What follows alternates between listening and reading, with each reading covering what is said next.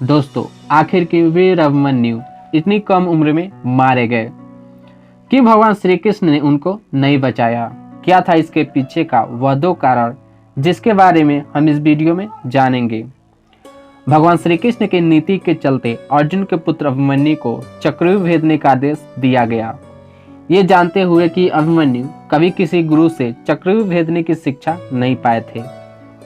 दरअसल अभिमन्यु जब सुभद्रा के गर्भ में थे तभी चक्रव्यूह को भेदना सीख गए थे, लेकिन बाद में उन्होंने चक्रव्यूह से कैसे बाहर निकलते हैं इसके बारे में कभी शिक्षा ही नहीं ली।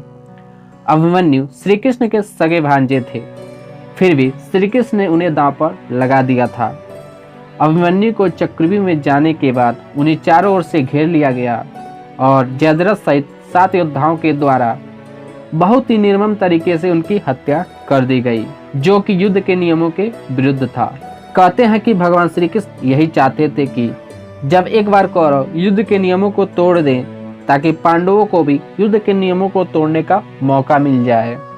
एक कारण यह भी था कि अगर अभिमन्यु चक्रव्यूह में नहीं मारा जाता तो महाभारत का युद्ध पांडवों के लिए जीतना मुश्किल होता, क्योंकि कर्ण और द्रोणाचार्य जैसे महाशक्तिशाली योद्धाओं का बिना नियम तोड़े उनका वध करना असंभव था। तभी तो पांडवों ने युद्ध के नीति और नियमों को तोड़कर कर्ण और द्रोणाचार्य का वध किया था, क्योंकि पहले से ही कौरवों ने अभिमन्यु को मारकर युद्ध के नियमों को तोड़ चुके थे।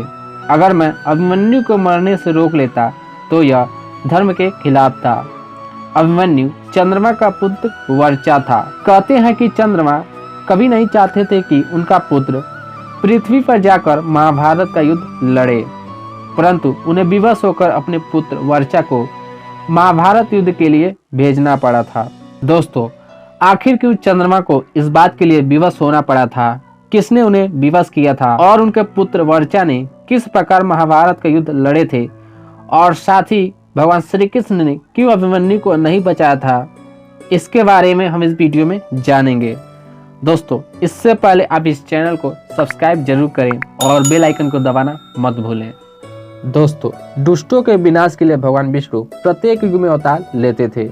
भगवान विष्णु का साथ देने के लिए सभी देवताओं को पृथ्वी पर या तो अपना अवतार लेना पड़ता था या फिर अपना पुत्र उत्पन्न करना पड़ता था।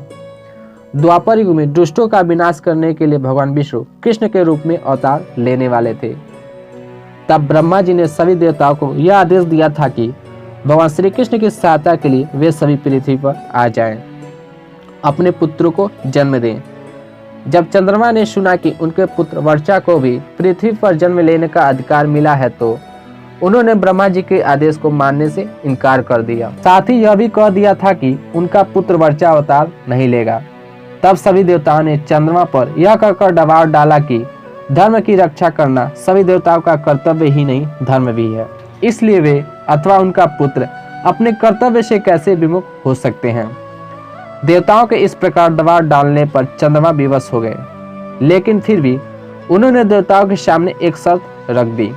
शर्त यह थी कि उनका पुत्र वर्चा अधिक समय तक पृथ्वी पर नहीं रहेगा। साथ ही भगवान श्री कृष्ण के मित्र देवराज इंद्र के पुत्र अर्जुन के पुत्र अभिमन्यु के रूप में जन्म लेगा। वह भगवान श्री कृष्ण और अर्जुन के अनुपस्थिति में अकेला ही अपना पराक्रम दिखाता हुआ वीर गति को प्राप्त करेगा, जिससे तीनों लोकों में उसके पराक्रम की चर्चा होगी।